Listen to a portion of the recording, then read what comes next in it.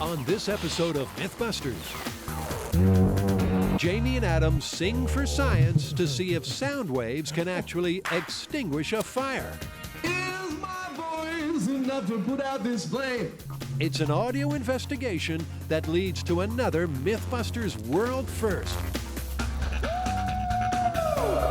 Before it all escalates into a sonic boom. Beautiful! That could not have gone better. Then Tori, Carrie, and Grant test hypnosis myths. Sleep. First up, can you plant a suggestion to make someone do something against their will? I like that. And then Jamie and Adam stage a scene Movie star! to test the myth that hypnosis can enhance your memory. 2, 3, and begin. Who are the MythBusters? Adam Savage Danger is my middle name. and Jamie Heineman. The behavior, we're going to make you into a coat. Between them, over 30 years special effects experience. Joining them, Tori Belleci, Carrie Byron, Don't try what you're about to see at home. and Grant Imahara. He's alive!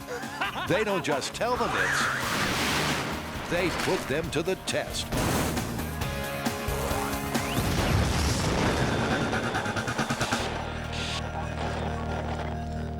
When it comes to busting sound myths, Adam and Jamie are kings. They love cranking the volume to 11, in the name of science, of course. Now you're just gonna have to give me hand signals because I can't hear a damn thing. And now, the Master Blasters are at it again with a new groundbreaking sonic saga.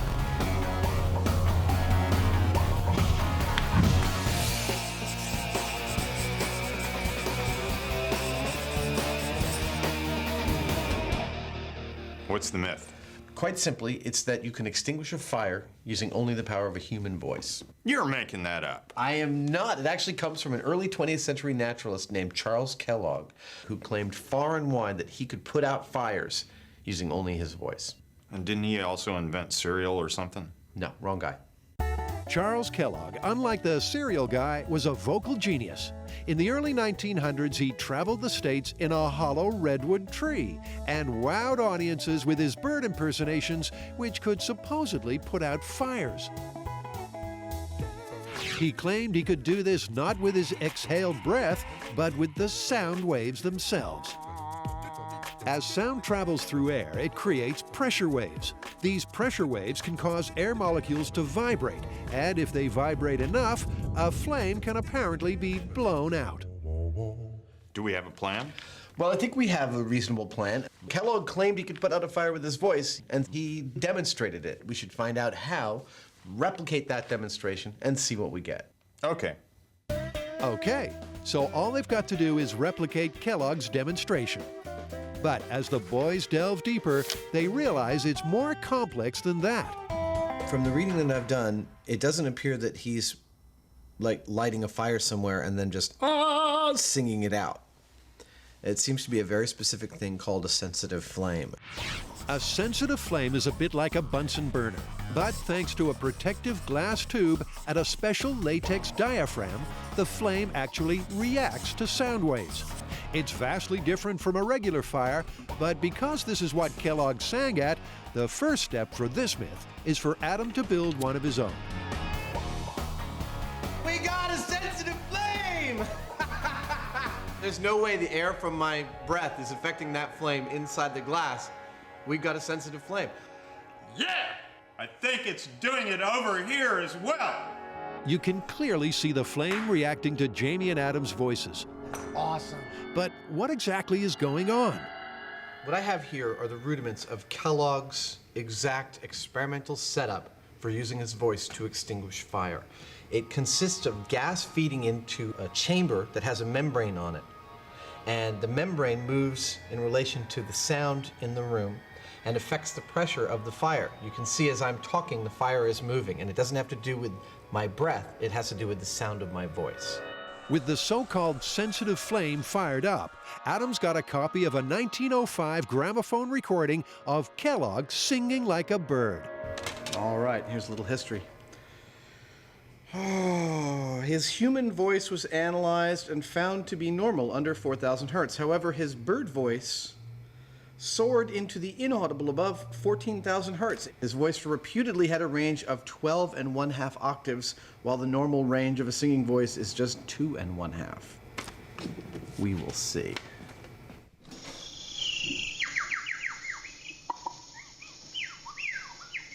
Kellogg's bird voice is astonishing. I don't care whether he's whistling or grabbing his neck and doing this or whatever. That it comes out of a person is amazing.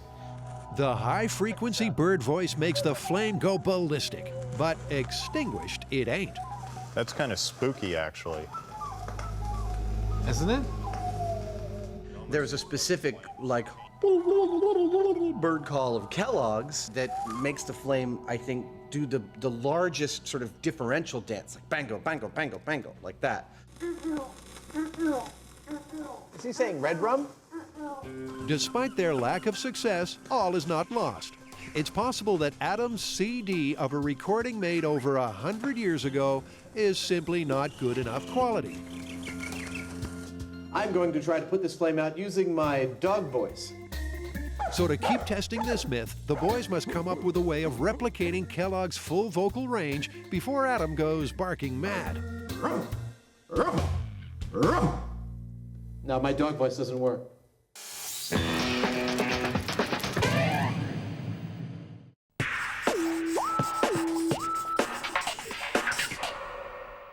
Look into my eyes. Deeper. You will fall into a deep, deep sleep. What are you doing? Trying to hypnotize Grant. Why? We're working on hypnosis myths. Hypnosis has long sparked a spiral of myths about its so-called powers. Myths that are about to get the MythBusters treatment, starting with an all-time classic. An evil hypnotist can plant a post-hypnotic suggestion that forces you to do something against your will. Ah, you mean like in the movies when there's like a sleeper agent and they give him a code word, he wakes him up and he kills people? Exactly. Except we probably won't kill people. Who is the most effective assassin? Well, I would think anyone who manages to conceal his identity as an assassin. One who doesn't know he's an assassin. It's another mad movie plotline. An evil villain uses hypnosis to plant a trigger that turns an ordinary person into the perfect assassin without them even knowing. I must kill Pap Schmier.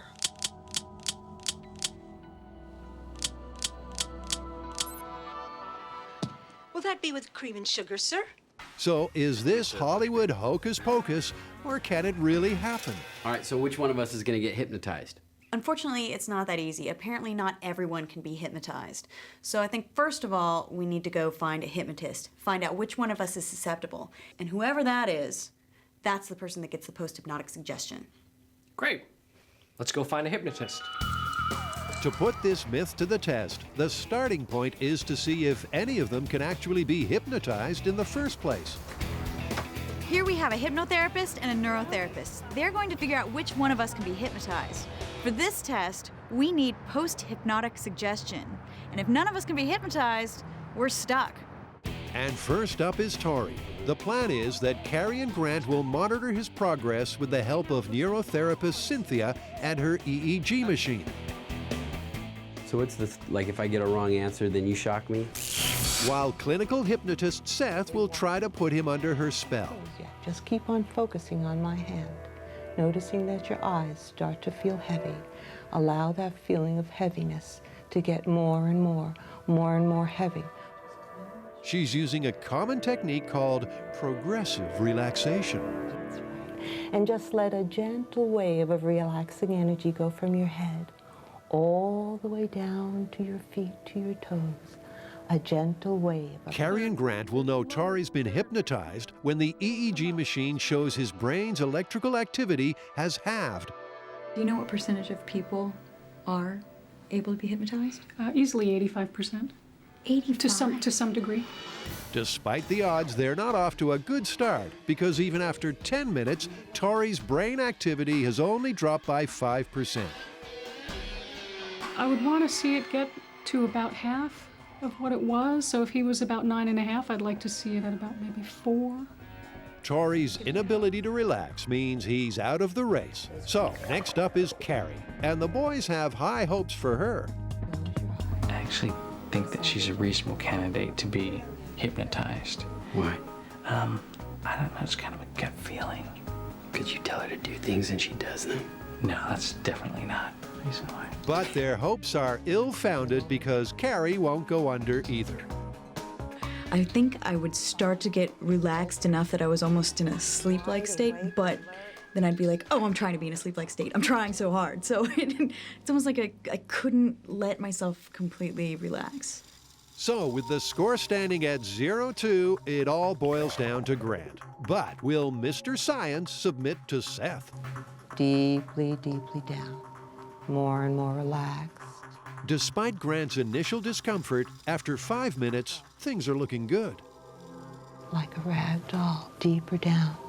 The EEG machine shows Grant's brain activity has already dropped from a level 9 to a 4. I think he's in a deep state. I think he's more hypnotizable. There you go. Look at that. And what that means is he's just the kind of highly suggestible subject they're looking for. Grant would make a good subject for a post-hypnotic suggestion. He's a very susceptible person. You're the winner. Okay, what does that mean? Well, you know what that means. Now we're gonna see if we can hypnotize you and see if we can get you to do something that you wouldn't normally do. She's not gonna embarrass me or anything. Don't worry, it won't be too humiliating. Popular in the early 1900s, Charles Kellogg was a naturalist come showman with an extraordinary talent. Not only could he sing like a bird, but he could also supposedly extinguish a sensitive flame with his voice. But when the MythBusters tried to replicate this feat, they failed to douse anything. But in case the 100-year-old recording they used was of insufficient quality, they've now called in the big guns. Hey, Roger. Hey. How you doing? Good to see you. Come to help us do some detective work? Yeah. Sound engineer Roger has brought a tone generator to replicate the full vocal range of Kellogg's bird voice. In Kellogg's day, this was the way that you generated a precise frequency. This is what they used to tune pianos and other things, I believe. Not that I've ever done it, but these days we have things called tone generators, and so we'll be able to get any frequency that we want within any conceivable range. But before getting into a frequency frenzy, let's get a few things straight. Sound is vibrations traveling through the air in waves. Its frequency is a measure of how many times the sound wave vibrates in 1 second. The higher the frequency, the higher the pitch. Kellogg's bird voice could supposedly reach a barely audible frequency of 14,000 hertz, something that the tone generator can match. I'd love to sweep all the way up through and into the inaudible range, because again, we keep on seeing in all the material Kellogg said that he thought it was the high frequency that affected the flame more than low frequency. Roger cuts straight to the chase and tunes into 14,000 hertz, but the flame keeps burning bright. So, we're down? So the team decides to change tactic and lower the frequency, and what do you know? Hey! What was that at? At 166 hertz, the opposite end of the spectrum to Kellogg, and the sensitive flame does go silent. But Adam's not entirely satisfied. This is a rig that utilizes fire, it's true, but I can put this fire out by doing that. That's the rig failing to maintain a fire. That's not a fire being extinguished. And I think that's a really key difference. What I'd like to do now that I've got all this equipment set up is just put a candle in front of the speaker and see what kind of responses I get out of it. It's an ordinary household candle, about as simple as fire can get, and unlike the sensitive flame, has no special trappings to make it reactive to sound. Ready? What? Yeah. They start with high frequencies, but get nowhere fast. No appreciable effect on the flame at all. It's not until they lower the tone that they get the result they're after.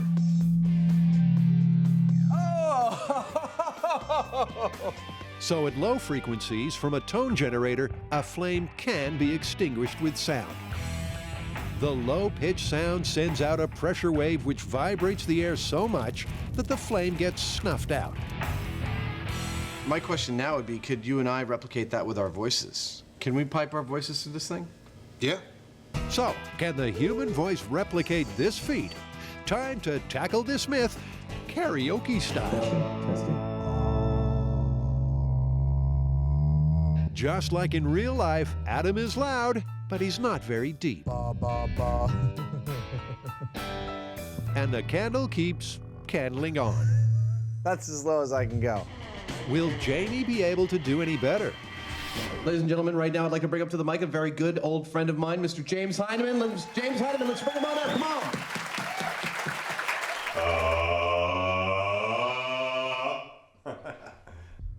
Jamie's voice is lower and has more effect on the flame. But after a few bars, feedback starts interfering with the test. I think we need more separation from between the microphone and the speaker. So like Jamie singing from the other room? Yeah. Okay, let's try that. Jamie resumes his performance from an impromptu sound booth. Am I on? Oh yeah. Jamie's dulcet tones ring out, but the candle keeps on keeping on. Is that all the volume we've got? Yeah. In desperation, Jamie adopts the birthday cake approach. That seems to be working. But it doesn't look like he'll be getting his wish anytime soon. Getting dizzy. I feel like we can conclude from this that even the amplified human voice can't put out a naked flame. So it would seem. Can you really be hypnotized to do something against your will and without your knowledge? Will that be with cream and sugar, sir?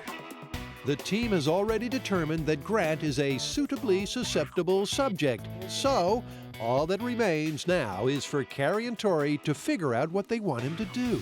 I'm a little apprehensive as to what the other two might have come up with in their little minds. And apprehensive he should be. There's no way he would ever do anything goofy or feminine to his robot, like paint a big heart on it.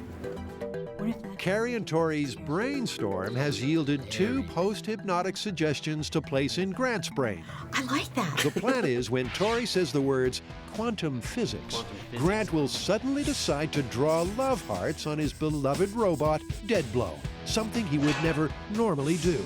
And when Carrie yawns, he'll jump up and down, something he might normally do. It's back into the chair for Lab Rat Grant, and it's only a few minutes before the souped-up EEG machine shows that Grant's brain activity has dropped by 50%. It's kind of creepy. He looks like a zombie. Seth wants to make doubly sure he's feeling compliant before slipping him the post-hypnotic suggestions. In a moment, I'm going to ask you to tell me your name. When I count to the number 3, you will not be able to remember your last name. 1, 2, and 3. What is your name? Grant? And your last name? It's working. He can't say his last name. With Grant well and truly under, Seth plants the seeds of post-hypnotic suggestion, starting with one he would never normally do. When you hear the words quantum physics on your robot, you're going to draw a beautiful, feminine heart. Oh my God. She just gave him the command, and he agreed to it without cracking a smile. He can't. I know he's not that good an actor. So far, so good. Now for the much easier second suggestion. Whenever you see Carrie yawn, you are going to have this uncontrollable urge to jump up and down. He looks like he's putty in her hands. I'd like you now to get ready to come back. So the seeds have been sown. They'll have to wait until tomorrow to see if they've taken root.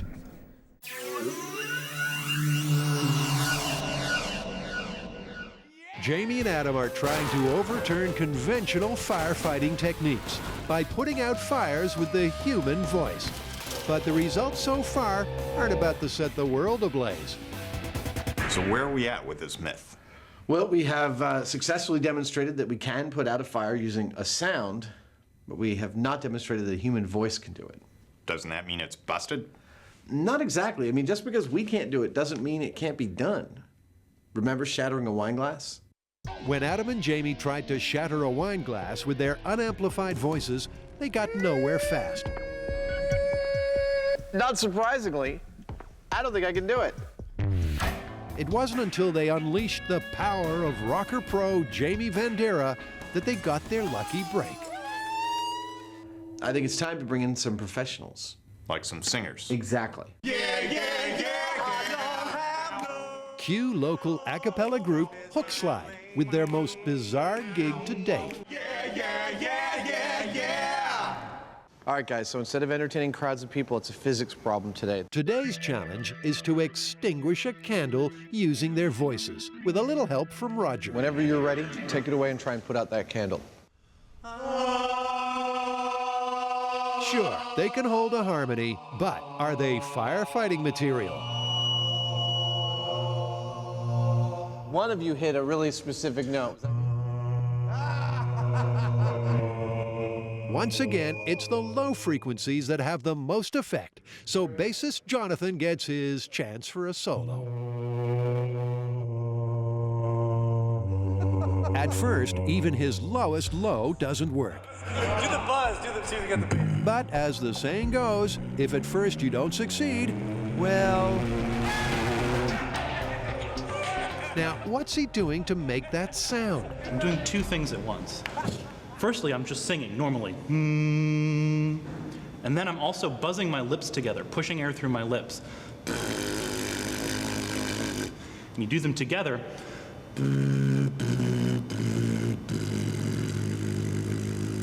It turns out that it is possible to put out a flame with an amplified human voice. Of course, we can't leave it there. On the tails of that success, I think we should set up a bigger flame and some bigger speakers and put John to the test. With mission accomplished on the candle, it's time to turn up the heat to record-breaking proportions. This is our next test bed to try and put a fire out with sound or a voice. This is simply propane that you'd hook up to your barbecue. It's really simple. To put out a 4-foot flame like this, they're going to need to go for broke with some monster loudspeakers. This is perfect for any home theater system. These speakers should blast the low-frequency noise out so loudly that the air molecules vibrate more violently, causing a greater air current. But will this wind current be strong enough? We're going to kind of supersize it here. We've got a much bigger flame, much bigger speakers. We'll see whether we can get the same effect. It's back to the booth for our beatbox bassist. Blowing raspberries in the name of science. Try as he might, even at a whopping 146 decibels, Jonathan's raspberries are no match for the bigger burn. I think it's time to move on to tones. Thank you so much. Appreciate it. Roger, it's all up to you now. You ready? Ready. Armed with $80,000 worth of audio equipment, is there anything Roger can do to put out this fire? He works his way through the frequencies and cranks it up to a bone-jarring, painfully loud 155 decibels. But even that can't put out the fire. There's stuff falling off of the ceiling. So far, I'm not seeing anything in any of our experimentation that yields or seems to yield a practical firefighting technique. But Jamie's got one last idea. We're going to give it one last shot. We've reconfigured the speakers so they're more or less coming at the flame in one wall. Frankly, we're a little baffled. We don't know what else to do. Will the V formation be V for victory? Roger cranks up the bass and Adam's on his hands and knees praying for a sweet spot. It's less about intricate planning and more about trial and error. But suddenly...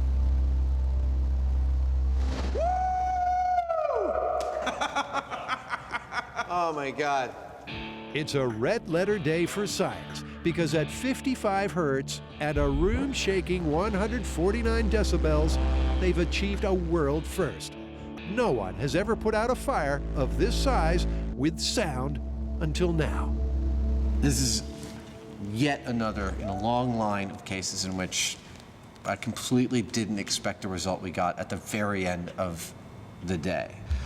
Everything we'd done up until we got that flame to go out was telling me not going to happen.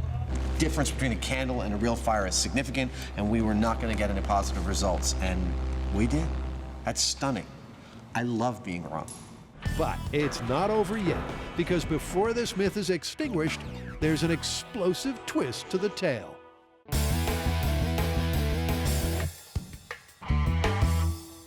It's like any other morning at MythBusters, except today Grant is a ticking time bomb.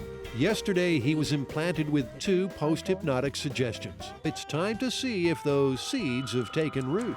All right, so the 2 triggers are, one, we're saying quantum physics, and that's gonna cause Grant to pull out his marker and go draw hearts on his robot. And then the second one is Carrie's gonna yawn, and that's gonna get him to jump around. So either way, it should be a very entertaining day. Neither Carrie nor Tori have spoken to Grant about yesterday's hypnosis session. As far as he's concerned, he's designing a Diet Coke and Mentos rig. So, bring on the trigger words. You know what I can do is make something that will just push them all in really quick. I don't know, that just seems like a lot of extra work. I think you're getting too complicated. I mean, it's not like this is quantum physics. That was the trigger. Okay. But the robot remains graffiti-free. Maybe the more subtle suggestion will stand a better chance. I have some carry-ons once and twice, but nothing. The triggers are enough to give him the giggles, but not enough to put him under their power. So, what went wrong? I had a clear idea of what they wanted me to do. And all through, I was trying to say, okay, well, maybe, hopefully I'll forget, and then it'll be subliminal, but it just kept coming back, you know? So it didn't work on Grant, but is it a little too soon to call this one game over for the myth? I think the real problem is you always knew you were going to get a suggestion while you were under. You didn't know what it was, but you always knew. All right. Well, maybe what we do is we find somebody from the crew who believes in hypnosis and wants to change. While they're under, we secretly put a post-hypnotic suggestion in there. I have the perfect candidate. Alice, who's one of our producers, wants to stop chewing the tops of her pens. And she is a big believer in alternative healing techniques, like hypnosis. So I say we bring her in, give her hypnosis for chewing the tops of the pens, but while she's under, we give her our own suggestion. Producer Alice has been working with Jamie and Adam on another story and has no idea what this team is up to. She thinks she's here to be hypnotized to kick her disgusting pen-chewing habit. Just allow your eyes to close and allow yourself to double the relaxation. But what she doesn't know is that while she's under, something devious is going on. So we're going to give her post-hypnotic suggestions the same way that we gave you. We're going to give her one that is something that she could easily do, like grabbing her ear. And then the second one we're going to do is completely against her moral fiber, something she would not do. And that is? Slapping me in the face. With the session in full swing, it's time to plant the first suggestion. When you hear the word Adam, would it be okay with you if you were to scratch your ear? I don't like the idea of this. This is trickery. She's on. Despite an encouraging start, it doesn't look like producer Alice is going to take the bait. I did not agree to this before. Looks like this myth is sinking faster than a lead balloon. She knows we're trying to sneak in some post-hypnotic suggestions, and it's not working. We didn't even get to the fun part. I wanted to see what she would do if we told her to do something totally crazy, like slap me. Instead, it's a slap in the face for post-hypnotic suggestion. It works fine in the movies. I must kill the queen. But in the real world, well, even hypnotists say it can't be done. Hypnosis can't control you. You have to want to accept the suggestion. But if you don't want to do it, it's not going to happen. I'm so sad. I really wanted this one to work. You wanted to get slapped in the face? Well, we did get a good result. I mean, as soon as the hypnotist tried to make Alice do something against her will, She came right out of the hypnosis. So it is just like they say, you never really go totally unconscious. And most hypnotherapists and hypnotists agree that you can't make anyone do anything that's against their moral fiber. So this one's busted? Busted. It's too bad, because I kind of wanted to take over the world.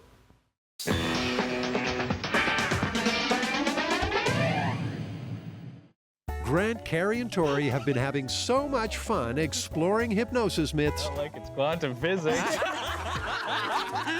that Adam and Jamie can't help but join them. What are you doing? Carrie, Grant, and Tori are doing hypnosis myths. And as long as they're exploring the subject, there is one I have always wanted to try. Now, what's that? Well, it's that you can remember more details under hypnosis than under normal circumstances. Like the police could put you under hypnosis and you'd remember all sorts of things about a crime you witnessed that you had no conscious memory of witnessing. It's one of the most pervasive myths associated with hypnosis. But can going under really unleash a vast resource of hidden memories? What are we going to do? I'm thinking you and someone that they don't know enacting some kind of altercation while they look on, and after it, we'll give them a questionnaire of questions they have to answer about details they witnessed, and then we'll put them under hypnosis, give them the same questions, and see if they remember more. So we need to get some actors. Precisely. Hey, guys. So to put this myth to the test, they've enlisted the help of local actors Ryan and Brian to stage a scene that will take place in front of Carrie, Tori, and Grant. The goal of this scene is to elevate their stress levels a little bit, make them view something that's slightly uncomfortable, and then they're going to have to remember exactly what happened. We're going to fill our little scenario with a bunch of details that they're supposed to remember. And we're going to see if they can remember more of those details under hypnosis than under normal conditions. Of course, this is all going to come as a total surprise to our 3 guinea pigs, who have no idea of this hypnosis hijinks. Action. The basic scene is that Ryan and Brian are going to be delivery men with attitude, Wait. You're a big man, huh? Big star? who push Jamie over the edge. Well, that ought to work. That is perfect. This is going to be an ideal test. Yeah, there's a lot for them to remember there. What's important for this myth is that there are plenty of actions and words to remember, but Adam wants to leave a series of visual clues as well. Look at that. A tattoo here, a few name tags there, and some company logos for good measure. These are the kinds of quality clues which, if remembered, could break a real-life crime case. But over at M7, will an unsuspecting Carrie, Tori, and Grant be able to remember more of these clues when under hypnosis? Only the camera crew have been let in on the little secret, so they can record it going down. So, let the scene be seen. I have a package for M7. I can take it. You're that guy, man. Hey, how's it going? This is the guy from the show, right? You're from the show where they blow stuff up and stuff? Yeah. Oh my God. You mind if I get a signature though? A whole array of clues are being dropped as the scene gets underway, but are any being picked up by the team? Cool. Just put something like, live the myth, live the dream, or something like that. You gotta be kidding me. No, I'm At serious. first, they don't take much notice. Can I take a picture of you and me? I'm gonna wear the beanie. Until things escalate. Wear the beanie. Leave the hat alone. It's cool. Oh, what? We gotta Oh, get what? back You're to work here. Big TV star, huh? Yeah, you don't Now, the scene has got their undivided attention. You know what? You know what? Screw that. What? No photo, Just no sign. package. God, movie star. Vlad, somebody's got time for this. Vlad. When was that? The only way that any of that would make sense if some music started and he started taking his clothes off or something. If it was like a... With the show over, it's time to let them in on the scam. How did you like that? That was pretty funny. It was crazy. We constructed that whole scene to give you guys a bunch of facts to try and remember. The myth is that under hypnosis, you might remember more about a crime or an event that happened in front of you than you would under normal conditions. That's So we wrote down a whole bunch of details about the physical appearance of those guys and about the narrative of exactly what happened, and we have those questions in here. We're going to ask you guys this questionnaire, not under hypnosis, and then under hypnosis, and see if there's a difference in the results. None of us had a clue. None of us were in on it. It's just going to be an interesting test to see if we do better before and after the hypnosis. Well, now that I know it's a memory test, I'm hoping that I paid close enough attention to these people to be able to describe them. Time to find out as Tori, Carrie, and Grant submit to the MythBusters memory exam. I feel like I'm back in high school. No, because if you were back in high school, you'd be cheating off of me. I'm going to cheat off of you. I'm going to cheat off Grant. Ready? 1, 2, 3, and begin. They're going to be asked the same set of questions before and after hypnosis. Right. Questions about the culprits' names, their distinguishing features, and even their smell. That's a weird question. We'll test their range of recall across all the senses. I think that's it. I'm done. I can't remember anything else. So how do they rate their recall? I mean, I know there's a lot of details that I probably got wrong. I remember things, but I don't remember specifics about those things. He's not kidding. Although they could all remember some general info about the scene, no one was able to recall anything critical that could lead to an arrest in a real-life case. But will hypnosis help paint a clearer picture before this case goes cold?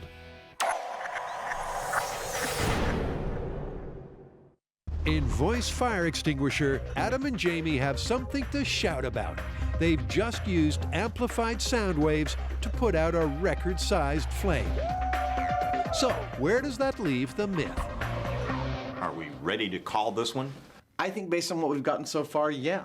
I think Charles Kellogg's original claim, the source of our myth, that you can put out a fire with an unamplified human voice, is totally busted. And yet, like any good myth, there is an element of truth here. No, I could not believe the results we got when our singer was able, although amplified, to put out that candle with his voice. Yeah, and with a tone generator and a truckload of amplifiers and speakers, we were able to put out a pretty good-sized flame, which is really impressive.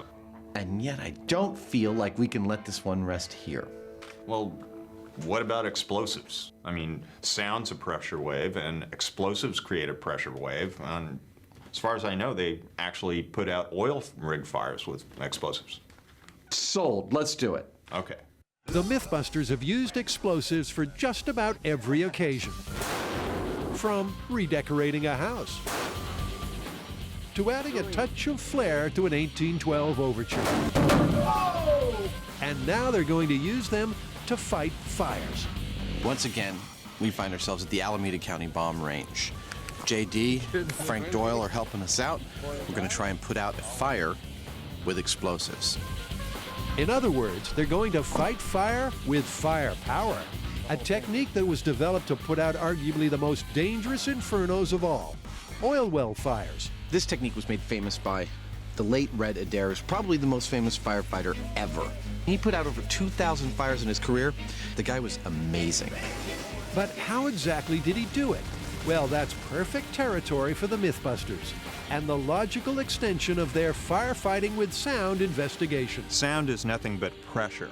In the case of a sound wave, we've got repeated cycling of this pressure wave over and over again to create something that you hear. The theory of using an explosive to put out a fire is that the single pressure wave the explosive creates removes all of the oxygen from the fire so it can't burn. To put this theory to the test, the first thing they're going to need is a fire, and that's Jamie's department. This flame rig works by pressurizing a tank full of gasoline. It simply pushes the gas out the bottom of the tank, down the pipe and out the nozzle. We have gasoline coming out here, and we've got an ignition source here, which is just a neon transformer that's being shorted across the two lines there, so it makes a spark jump. Okay, systems check in 3, 2, 1. That worked perfectly. Was that beautiful or what? Look at that thing. Yeah, it doesn't get much neater than that. With the fire rig fired up, Adam works on an explosives delivery system. We have to deliver an explosive charge to a fire, and the fire is going to have a potential to want to make that explosive charge go off before we intend it to go off. So rather than have it placed here when our fire is going, we're going to have it way back there until we're ready, till we're all set. Then we go. We pull it in here, and that's when we detonate it. Sounds like a plan. And first up for the fire in the hole test is black powder. a low-velocity explosive. Are we ready? We are ready. This is the burrito. The black powder burrito. With the black powder burrito in place, it's time for the three amigos to hunker in the bunker. Okay, are we set? Yeah. This is for real. Okay, black powder test. I'm going to go ahead and ignite now. Fire, we have fire. Okay, it's all yours, Adam. Okay, pulling in. Ignition. We're in place, go. Beautiful! That worked perfectly! That could not have gone better. The fire rig and explosives delivery system worked like a charm. But for fighting fires, they'd have been better off using black magic than black powder. Because as the high speed shows, the post-boom flame is burning as strong as ever. So they'll have to try again with something that has a little more bang for their buck. Ha! That's fun!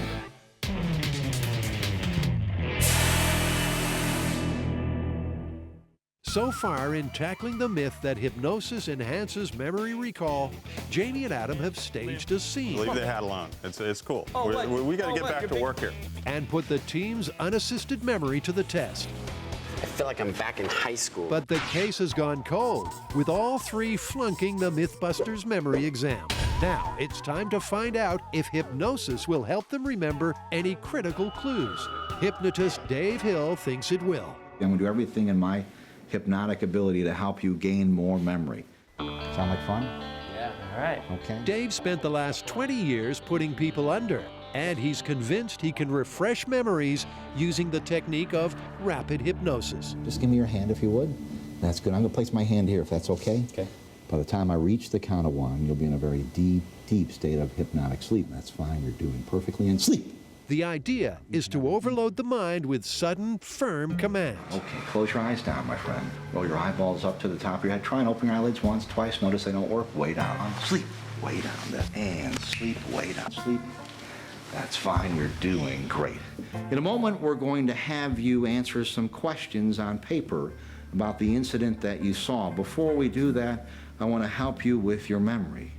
What we're going to now give you in your mind's eye is a wonderful TV set with a remote control that allows you to fast forward, to reverse scenes, to put the scenes in slow motion.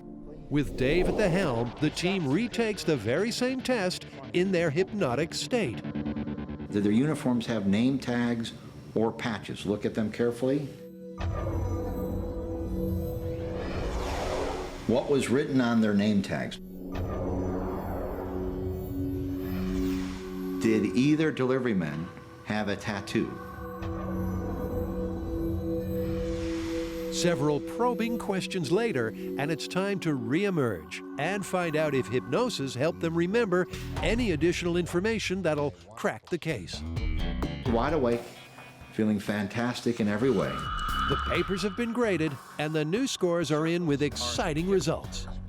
Carrie has remembered some important dialogue. You're that guy, dude. You know that guy from the show? They blow stuff up. This is the guy from the show, right? You're from the show where they blow stuff up? Wait, I'm gonna call my brother. You know what? I'm gonna call my brother real fast.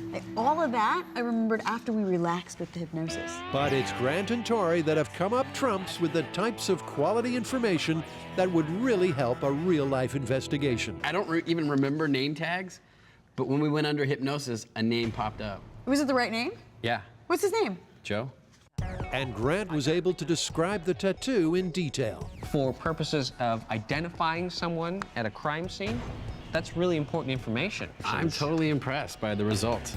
So, thanks to hypnosis, looks like the case might be solved after all.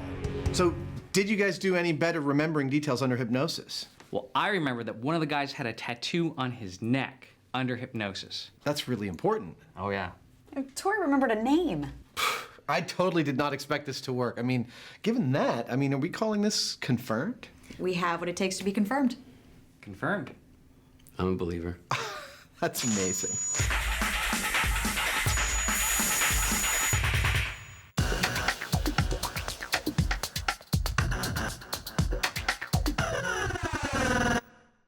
At the bomb range, the MythBusters are trying to put out fires with explosives.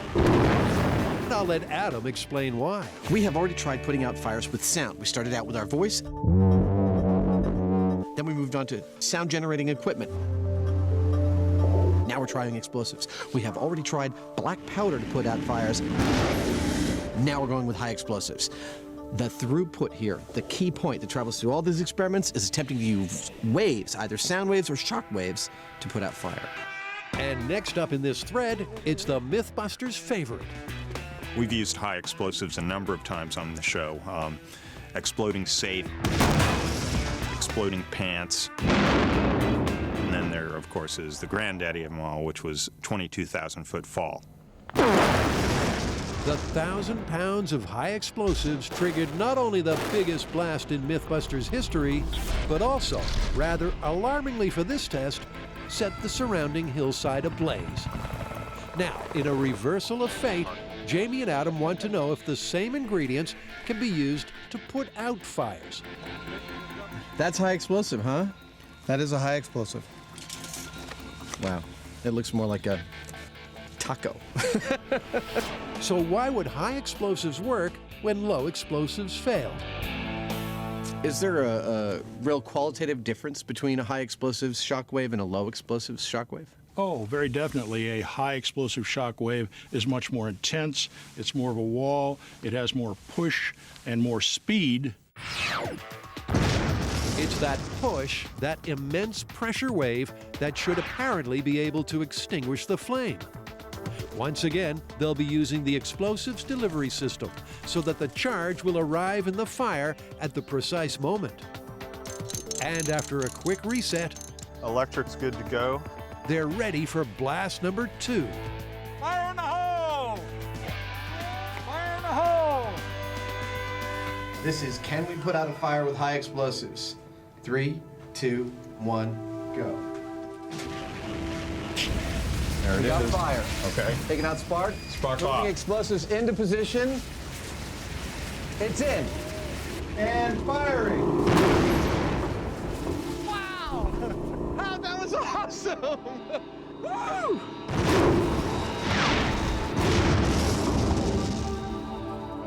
For Jamie's fire, it was a boom of doom. It's been completely and utterly extinguished. The thing we were looking for here is, did the explosive create a pressure wave that removed the oxygen from the flame and cut it off? And we got that. We saw it. It put the fire out. The high explosives sure did the trick. By removing the oxygen, they suffocated the fire. But as a firefighting technique, Jamie spotted an obvious flaw. It's not something you want to put out a fire in your house with, or you'll remove your house. You don't want to put out a fire on your car just because you happen to have some firecrackers in the trunk. This is a very specialized thing that works sometimes if it's set up exactly right. So what do you think? Was the fire big enough? I think so. Well, talk about fighting fire with fire. We were able to put out a fire with explosives. I gotta say, this one has carried us very far afield, but it's been some of the most fun experiments I think we've ever done. And it was pretty high up there on the don't try this at home list, wasn't it? Absolutely.